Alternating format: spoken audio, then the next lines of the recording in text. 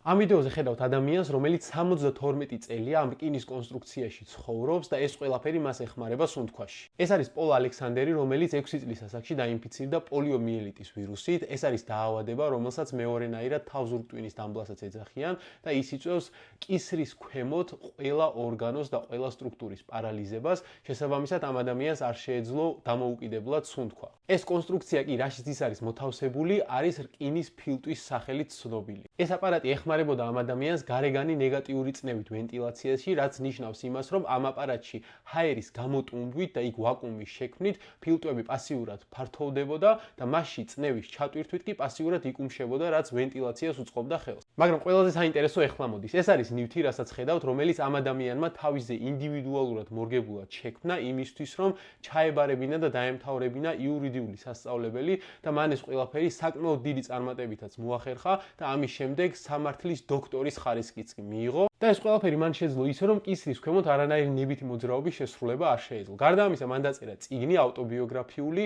და გახდა ინსპირაციული სპიკერი, რომელიც თავის ისტორიას უზიარებდა მთელი მსოფლიოს გარშემო ადამიანებს და ამით აძლევდა მათ მოტივაციას. ეს ადამიანი გარდაიცვალა 2024 წელს 78 წლის ასაკში და ის შევიდა, რა თქმა უნდა, გინესის რეკორდებშიც, როგორც ადამიანი, რომელმაც ყველაზე დიდხანს იცოცხლა ამ რკინის ფილტვით.